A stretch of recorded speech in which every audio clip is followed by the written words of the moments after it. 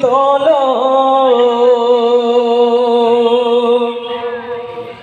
কালা কানুন বাতিল করো, বজ্র কণ্ঠে বলো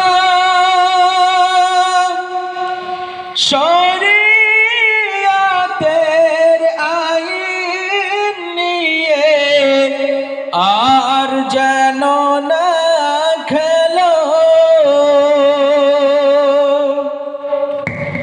ধর্মে মোদের হাত দিও না, জানায় অনুরোধ। আর নইলে মোরা রক্ত দিয়ে করব প্রতি